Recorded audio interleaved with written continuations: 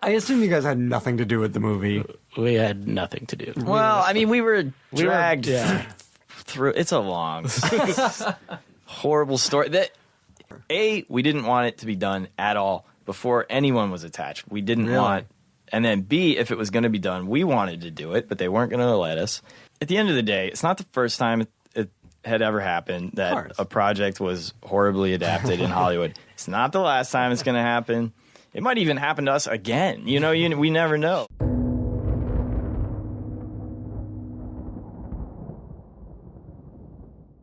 I am going to do something that I have never done before. I am going to announce the winner of this versus video right now. And you all guessed it, the animated Avatar is so much better in every way possible than the Netflix series. And although the Netflix series gets a handful of things right, it's downright shocking with how much it gets wrong. Not only does it make several of its own mistakes, but it also repeats several of the same mistakes that The Last Airbender movie did. And that makes this complete misfire curiously bad. Now, I was never on board with this idea. When it was announced that the original creators were going to make a live-action adaptation of their Avatar show, I thought it sounded like a complete waste of time. And once they left the project due to creative differences with Netflix, Netflix actually had creative differences with the creators, I was happy with their departure, because now they're off making what we all really wanted in the first place. And meanwhile, anytime the new replacement showrunner and cast talked about the live-action retelling, they just made it sound worse and worse. So what did it get wrong exactly? We are about to find out. Let the battle commence. Now, the stories of both shows are exactly the same. Sokka and Katara find Aang in the iceberg, they discover that he's the Avatar, and they escape from Prince Zuko and head out on their journey to find a waterbending master in the North Pole. Now, even though the core stories are the same, the Netflix version does make changes, the biggest one being that they completely reorganize the structure of the story. A big example of this is Aang's flashbacks at the Western Air Temple. In the animated series, we are introduced to Aang with the same level of cluelessness as Sokka and Katara. We don't know how he got trapped in that iceberg, and we don't get an immediate answer. Instead, we spend time with him and get to know him, and then in episode 11, we learn what life he had and why he left it behind. And it is beautifully revealed side by side with Prince Zuko's story and the life that he left behind and why he is hellbent on hunting the Avatar. Both of their stories are perfectly aligned and synchronized, and this episode is what many people refer to as one of the show's best episodes. But by front-loading Aang's backstory to the very beginning of the show, that throws this perfectly synchronized story out of order, and when it unfolds, it doesn't feel anywhere near as effective as it is in the animated series. Also, in the animated show, Aang runs away when he finds out that he is going to be taken away from Monk Gyatso and then gets caught in the storm. In the Netflix show, he just goes to clear his head after giving a mouthful of exposition.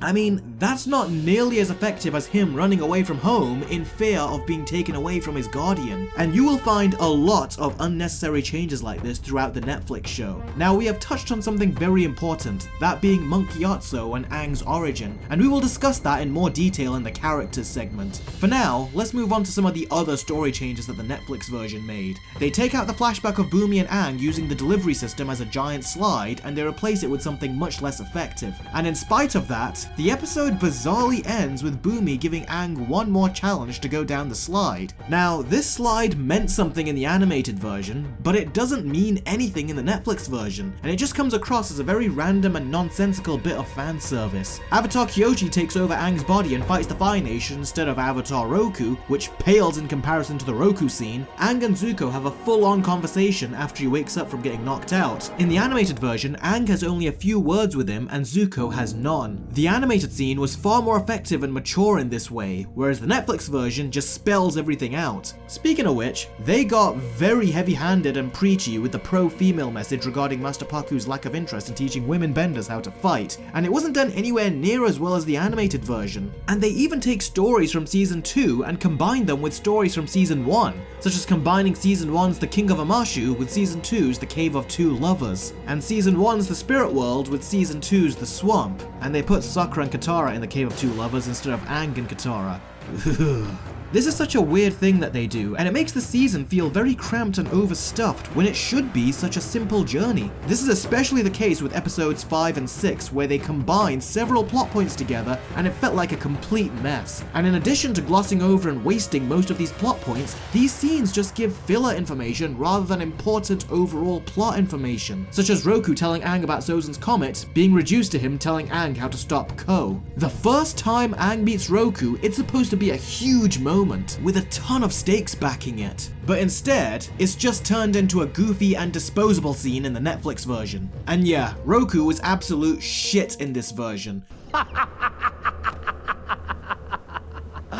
Forgive me! I couldn't resist. It's good to see you, Aang. No respect or dignity was given to him. Instead, he's just a goofy old man. Another change they made is that Monk Gyatso is somehow alive in the spirit world, and he tells Aang that the death of the air nomads was not his fault. Whereas in the animated show, Aang gets no such assurance or closure. He is forced to live with the guilt of running away from his people, which makes him have far more personal and emotional baggage on his shoulders. But yeah, the Netflix show takes that baggage away. And the reason this is a bad decision is because it completely diminishes most of his grief. And I think that change was terrible for his character arc, because this is something that haunts Aang throughout the 3 seasons. But here, they've gotten rid of it in the first few episodes. The Netflix show also dedicates screen time to how the air nomads got wiped out by the Fire Nation, and I actually thought this scene was handled pretty well, and some of the music was pretty cool too. That being said, as interesting as all of this stuff is, it's not necessary. We already know that this stuff happened in the animated show, and we are even able to take in the emotional consequences for it in episode 3 when Aang returns after 100 years. So showing it is interesting, but not essential, and it doesn't add to the story in any meaningful way. It just messes with the original story structure and takes time away from other more important scenes, such as Aang's realization that he is the last airbender. We had an entire episode dedicated to this in season 1 episode 3. In the Netflix show, it is just rushed in less than 10 minutes. And prior to that, we had Gran Gran tell him everything about his origin. This might seem like a small change, but it's not, because in the animated series, it was Sokka and Katara that told Aang. And having Gran Gran say it so lazily and in such an exposition heavy way completely deprives these 3 of pivotal character development. I mean, we see Katara try to protect and shield Aang from the truth, which showcases Katara's caring and motherly tendencies. This all showcased a ton of character and emotion.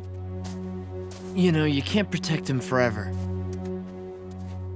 And the animated show is full of moments like this, but none of this is found in the Netflix version. The story that we know is being told at such a rapid pace, and the characters navigate it very robotically. None of the passion and surprise that they had in the original show comes through here. And on top of all that, we then have a ton of villains crammed into this first season as well, which we'll talk about later, but that further affects the narrative. Avatar The Last Airbender is such a well-paced show, and when you start watching the episodes, you just want to keep watching more and more. With the Netflix version, however, you gotta give them credit, because in typical Netflix fashion, they managed to take that great pacing and slow it way down. I never felt that the animated series was slow, but there were times where the pacing for the Netflix show had me bored to tears. It just ends up feeling like they dumped all of the important characters and plot information in one season with little to no impact or build-up, which is something that the animated show never did. And in doing so, they missed the effective story beats that the animated show did so well. Not only with its story, but also its characters.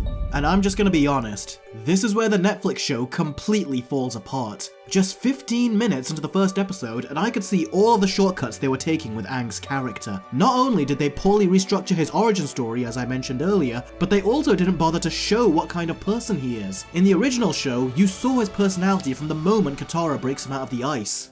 Come closer. What is it?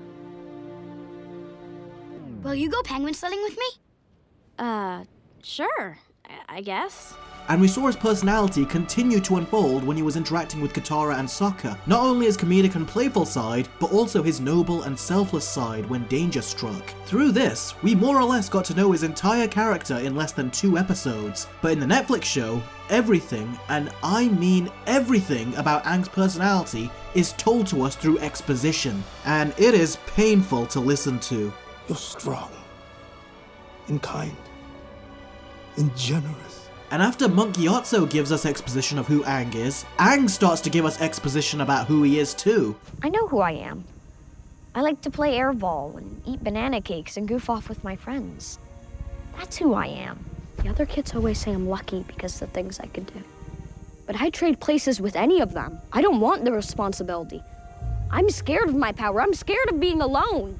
I don't see character here, I just see lazy writing. They might as well wink at the camera and say, you get all that, audience? The animated series showed us what Aang was like. Not once did Aang have to tell us who he was, but in the Netflix show, everything is told to us. Gotta admit, he has a way with people.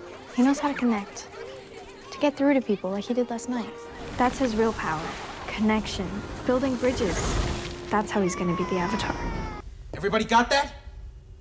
And I'm sorry to say it, but the kid that plays Aang, he is completely miscast. I feel bad for saying this about kid actors, but it's true. Everything from his smile, his eyebrows, his teeth, the inflections, his voice, nothing about his presentation or performance feels like Aang. Neither does the way he delivers his dialogue. He always sounds too serious and dry and even bored, whereas Aang had such a youthful energy about him in the original, and when he got serious, you felt it. This kid only has two modes, happy and serious, and his relationship with Monk Gyatso was terribly done too. In the animated show, we see the shenanigans that the two used to get up to. Gyatso was very wise, but he had the heart of a child, which is why him and Aang used to get along like a house on fire, and you can tell that a lot of Aang's playful mannerisms come from him. But in the Netflix show, Monk Gyatso is such a bore who does nothing but spout exposition, and they really try to force that these two are close by having them laugh at one joke that isn't even that funny. I'm actually not old enough to have seen that.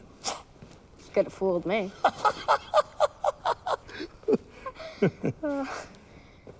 See what I mean? And Aang's laugh didn't even seem genuine. This little moment between the two felt so forced and scripted. Their relationship is just not convincing in the slightest. We don't even see Aang's interactions with the other Airbender kids. In the animated show, he plays and gets along with the kids incredibly well, but once it's revealed that he's the Avatar, his friends don't see him the same way and suddenly start to keep their distance. In fact, this is what made him closer to Gyatso, because he is the only one that never left him or treated him differently. But even that was something that was going to change. You and Aang must be separated.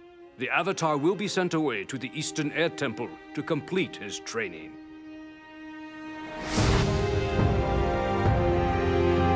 This is one of the many things that turns Aang off from becoming the Avatar, because he doesn't want the responsibility and just wants to continue living life as a kid, which is something that we were very effectively shown in the animated version, but the Netflix show just decided to tell us with exposition. By the way, remember, this is supposed to be the more mature and adult version of the story. Could have fooled me. The animated show told Aang's origin so well over the course of the season, whereas the Netflix version failed at it in the first 15 minutes, which is very bad for the story, because it means you don't care for this Aang when he leaves his home behind and comes back to see it destroyed. So I'm disappointed to say that I thought they did Aang very poorly. Everything from his origin and his playful and upbeat personality to his acting and dialogue. This is a terrible adaptation of the character. 100 years. All my friends? Everyone I know? They're all gone. I'm sorry. When I did my trailer reaction on my Patreon, I said that Katara seemed pretty promising from the little we saw of her, and at first, I thought she was okay, but as soon as Aang wakes up, that's where her acting suddenly became so wooden, and any bit of Katara that she was channeling before had completely left the building. The problem with this Katara is that she never emotes. She always stays at one level with her performance, and she barely reacts to what's going on around her. She just ends up looking bored half the time, and her acting feels very directionless. Katara was the first person that Aang spoke to when he woke up. Here, they don't even talk to each other. In fact, she doesn't even speak to him for 8 minutes. And when she does, it feels like a school play. Just listen to this dialogue and see for yourself how disconnected and emotionless Aang and Katara are to this heavy and tragic realization. 100 years. All my friends? Everyone I know? They're all gone. I'm sorry. Nothing. Just flat delivery with no emotion, and acting that feels like it's from a school play. That's 2 live-action introductions between these two that come off this way. And in the same emotionless acting, we jump straight to more exposition about Katara's backstory. You'd think that these two would start to bond, but nope. In the animated series, you'd get nice and innocent bonding scenes like this. Why are you smiling at me like that? Oh, I was smiling? Ugh. I'm sorry, Aang. Maybe somehow there's a bright side to all this. I did get to meet you. But you get no such scenes between them in the Netflix version. Katara is also very much the motherly character of the group. The show has made jokes about this and has also tackled it very dramatically, and this actress doesn't embody any of that. And seasons 2 and 3 are really supposed to double down on that when things get even more emotionally traumatizing for the characters, and she really steps up and comforts everyone, and I just don't see her doing that in the Netflix show if this season is anything to go by. I mean, is she just going to give the same dry speeches during these scenes in the later seasons? Because that's just boring. The thing about losing everything is that's when you learn how strong you really are. It's when you learn to fight. Aang, I know you're upset. And I know how hard it is to lose the people you love. I went through the same thing when I lost my mom. Monk Gyatso and the other airbenders may be gone. But you still have a family. Sokka and I, we're your family now. Now that's how you do it. It's much more emotional and the characters become closer. And Netflix looked at this and then came out with this uninspired dribble, thinking it would have the same impact. The thing about losing everything is that's when you learn how strong you really are. It's when you learn to fight. You see the difference? This Katara is just so bland and she sounds bored. She also wants to be a warrior. Of course she does. Every female character wants to be a warrior in Hollywood productions these days. That's such a Hollywood thing to do. Sokka just doesn't understand. I'm a warrior. I should be able to do more for our people. The interesting thing is that Katara became a warrior as the show went on, but it's never something that she aspired towards. Her interests and passion was that she wanted to learn waterbending, and after she found out Aang was the Avatar, she wanted to learn with him too, and then she helped teach him so he could master it. But Katara was the one that looked after the team. Aang would usually get distracted with the fun things he wanted to do, Sokka would be Sokka, but would also be the strategic planner of the group, with even keeping the gang in order and on schedule. And meanwhile, Katara would plan ahead for their journey and would always get supplies for their trip. But you don't see that in the Netflix version. The characters don't feel fleshed out as people in here. They just appear like the characters we know and love, but don't actually embody them. They just feel like cheap imitations. They might have the odd moment, but that's it. And the battle between her and Master Pakku is over as soon as it starts, and it completely lacked the emotion, energy, and creativity that it had in the animated show. In the animated show, this was all part of Katara's arc, and Master Pakku's. He ended up teaching her how to waterbend, and Katara excels at it. And because she was such a fast learner, she continued to teach Aang in the later seasons. But in the Netflix version, Katara didn't get any training from Master Pakku, and then they have the audacity to have Pakku say this. After all, the Avatar still has to learn waterbending. In that case, he couldn't have asked for a better master. How can she be a waterbending master when Master Pakku didn't even teach her anything? And they completely removed the whole thing with Pakku's necklace that he made for Katara's grandmother, which then led to him teaching her and eventually becoming her grandfather. It really is shocking that the whole purpose of this season was for Aang and Katara to learn waterbending from a master. And they did learn it in the animated show, but they don't learn waterbending in the Netflix show. You little peasant. You found a master, haven't you? This was all because of Master Pakku teaching her how to waterbend, and it's a very funny line and a great moment. But he says it in the Netflix version as well, and it doesn't make sense here given that she did not learn from a master. You little peasant! You found a master, haven't you? Yes. You're looking at her. Oh, look at that. She taught herself how to waterbend like a master. This is like Rey all over again. Yeah, they royally screwed Katara's development, which was such a standout in the original show, and they just turned her into a generic, strong female character. Combine that with her underacting, and this is an absolutely terrible version of Katara. Now, Sokka is the only one of our main trio that feels the closest to his animated counterpart. The actor does a great job with his inflections and even the way he says his lines and jokes, so he is doing a great job. But again, the writing is just not there. The stuff he says is only mildly funny, and his jokes feel scripted. Sokka's jokes were really natural, very funny, and they would happen spur of the moment. Welcome to the family, Gramp. You can still just call me Pakku. How about Grandpaku? No. and he even makes the awkward scenes funny. But whenever he tries to act awkward in the live action series, it just feels forced. And on top of that, they make changes to his character. Now in the first few episodes, Sokka was sexist towards women. That's the very reason Katara gets mad at him and she unknowingly uses her powers and sets Aang free. And this continues and is what initiates his relationship with Suki, where he learns that he was wrong to judge the Kyoshi warriors because they are girls and asks her to teach him how to fight like them. I would be honored if you would teach me. Even if I'm a girl? I'm sorry if I insulted you earlier. I was wrong. This is one of the things that develops Sokka's character and contributes to his overall arc. But they took this out of the live action show, because apparently they thought it was iffy. In fact, this is what the actress playing Katara said about it. I feel like we also took out the element of how sexist Sokka was. I feel like there were a lot of moments in the original show that were iffy. And it's when the showrunners and cast said dumb stuff like this that people started to lose faith in this show. It wasn't iffy, they addressed it. That was the point, it was intentional. A lesson was learnt by Sokka. It's called a character arc. But that's lost on people these days. They think even discussing something is considered offensive, even if it has a good lesson attached to it. There's no time to say goodbye. What about I'm sorry? For what?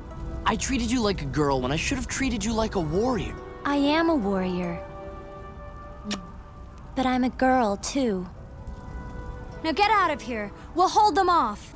Nope, not on our watch. That is too iffy. Take it out, take it out. If these are the kinds of big changes that the Netflix executives were making to these amazing characters, then it doesn't surprise me that the original creators exited the project. And for the people involved to label the original Sokka as iffy, that is just insulting and shows a fundamental lack of understanding they have for this show and its characters. Without Sokka being a sexist, the Kyoshi episode and his introduction and relationship with Suki doesn't hit the same. And it's an insult to accuse the show of something that it's not. It's not iffy. If anyone's iffy in all of this, it's you. The people who don't understand the material they're adapting. Sokka is from the Water Tribe, where the men fight and the women are taken to safety, so it makes sense why Sokka doesn't see women as warriors. It's just the culture he was raised in. So his sexist viewpoint is written in a way that is understandable. But through traveling the world, he educates himself and realizes that he was wrong. And that demonstrates to the audience that he's not prideful. He is willing to admit that he was wrong and then humble himself.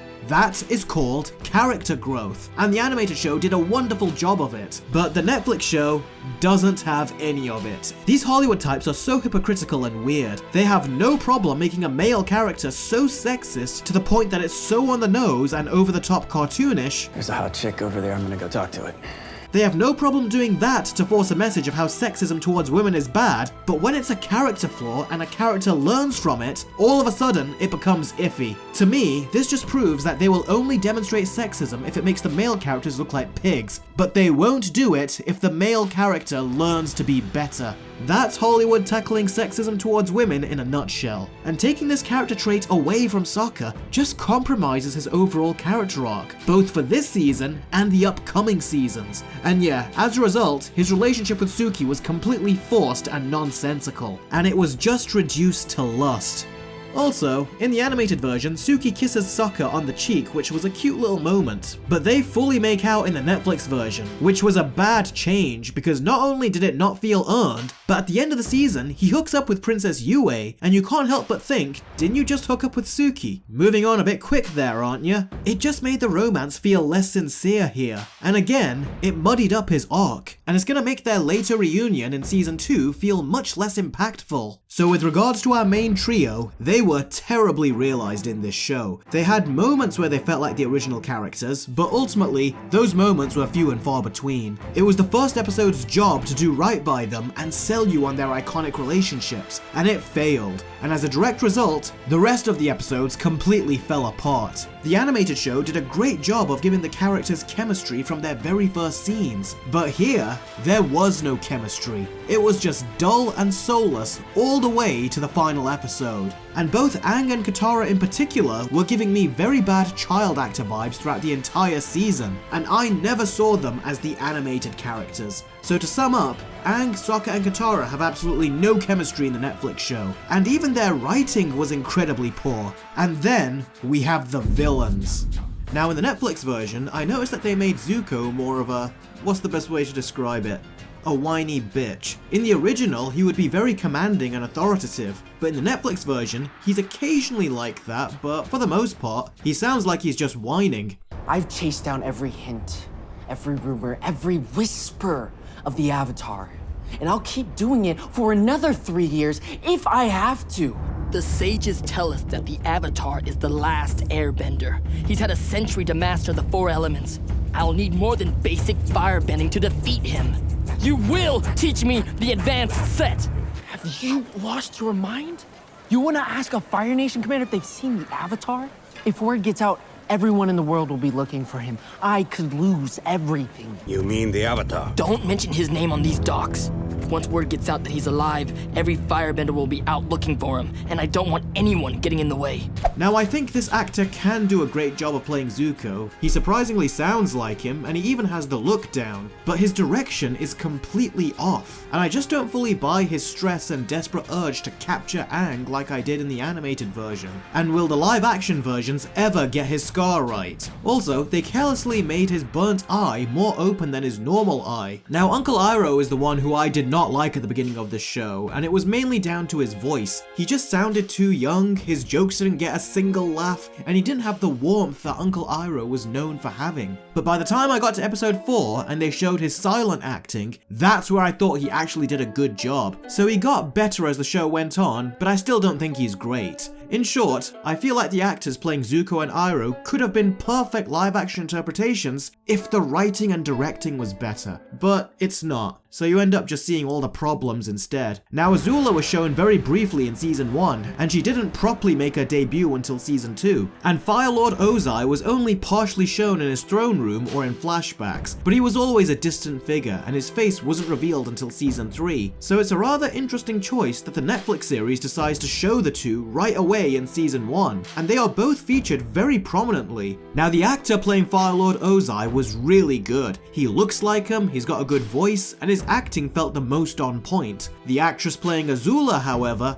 everyone thought she was miscast when we saw the promotional pictures of her, and we were 100% right. She just doesn't have the presence, the confidence, and the sheer ruthlessness and stone-cold demeanor. Everything about Azula screamed confidence, and we slowly started to figure out more about her backstory and how demented she really was, and she had a sinister personality to boot. One that was intimidating, but also funny. But in the live-action version, she doesn't have any of that, and she comes across too underplayed and one-note. And you don't get to figure her character out over the season because, yeah, as you probably know by now, they just tell you everything about her unstable mental state pretty much straight away, with even her giving exposition about how she feels. The live action show just has no sense of mystery or intrigue like the animated show did. And match that with an actor that is miscast and doesn't exhibit any of the evil tendencies that Azula did in the animation, and you have a very bad live action interpretation of this character. Also, with the sheer amount of villains put into the Netflix show, that also made it feel cramped. Something that the animated show was so good at was its gradual unveiling of characters. This allowed them to very effectively and naturally find their place in the ever-expanding story. But in the Netflix show, pretty much everyone is introduced, and their introductions and screen time doesn't feel as well utilized and distributed, and it just doesn't feel as effective to introduce them this early. And that doesn't only apply to the characters,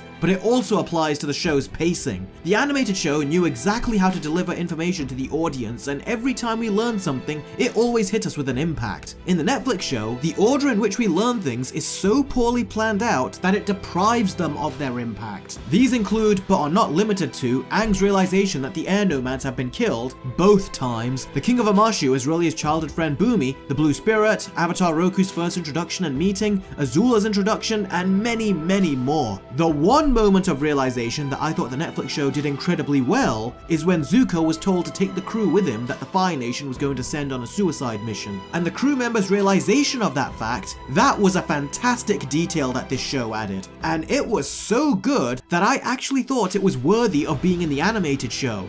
And then it was immediately followed by a very poorly worded voiceover from Iroh. You always have to ruin it.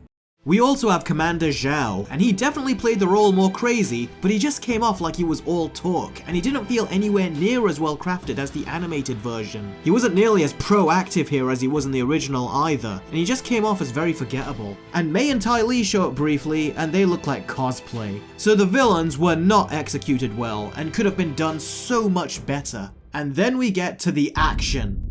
In the first episode, the Earthbender chase started out pretty cool, but as it went on, I thought it was just okay. The editing was very choppy, and he wasn't earthbending as quick as you would expect. The bending in the animated show was super fast-paced and exciting. There was clearly a lot of muscle and effort put into it, but they were still able to execute it at a fast rate. But this guy made everything seem like it took all his energy to pull off, and it made the action scene a little annoying and sluggish to watch, because we know how Earthbenders fight, so why is he acting like he's getting 10 hernias to do the most basic of moves? There were some good parts to it for sure, but it really needed to speed up. And it does speed up later, so I don't know what this guy's problem was, but that said, even though it has a good moment or two, the bending doesn't come close to how fast, fluid, and creative it was in the animated show. They also changed certain action scenes, and these changes were all done for the worst. The biggest one they replaced was the amazing sequence where Avatar Roku takes over Aang's body and takes out the Fire Nation's guards. It's replaced here with Avatar Kyoshi, and again, it's so rushed in its setup, and the execution doesn't hold a candle to the scene in the animated series. And the music during this scene sounded like it came out of Ghost in the Shell, not Avatar The Last Airbender.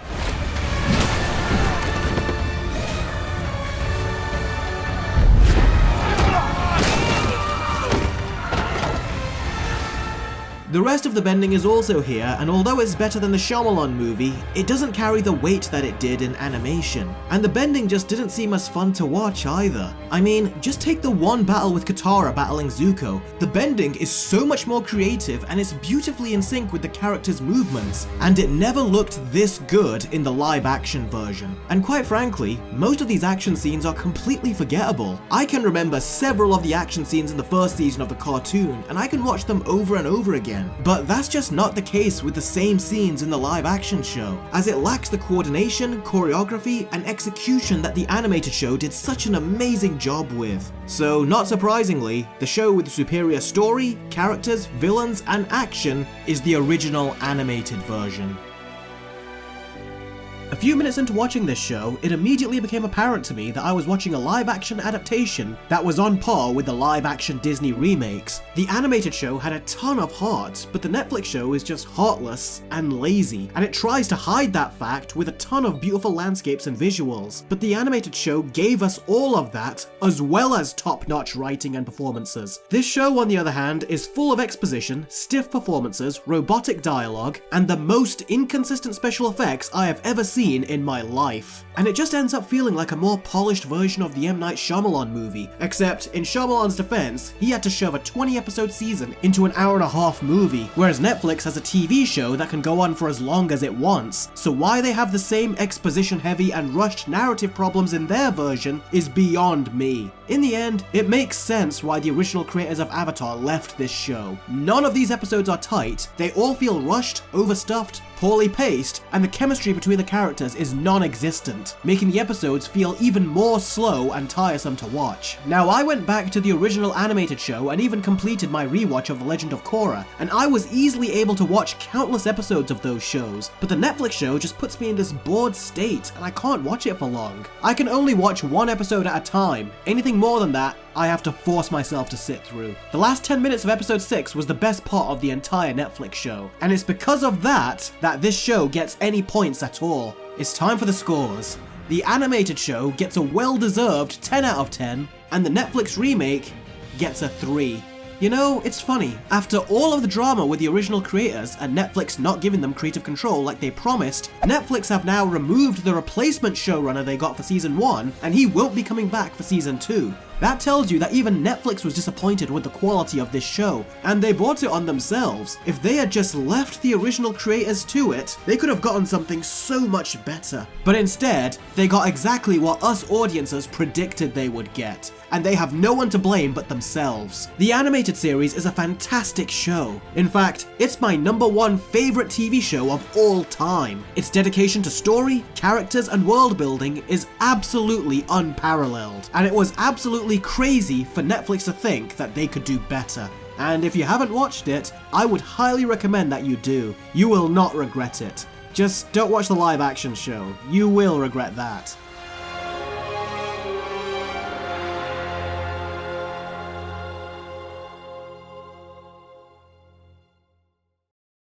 Quick announcement, I will be starting YouTube memberships soon. It will essentially be a way of bringing my Patreon content to YouTube, so you will start seeing my trailer reactions and early access versus videos in your subscriptions, as well as my new game show. This way you'll be much more aware of when my new content comes out. I will also be throwing in additional membership only perks, and these will be very special, so stay tuned as you will not want to miss that once it goes up. With that said, what did you think of the Netflix version of Avatar The Last Airbender? Whatever you thought, let me know in the comments below, and don't forget to give this video a thumbs up and a share. And be sure to hit that subscribe button if you haven't already, and the bell right next to it so you can stay up to date with all future videos. Thank you so much as always for your continuous support, guys. I really appreciate it. And I will catch all of you very soon.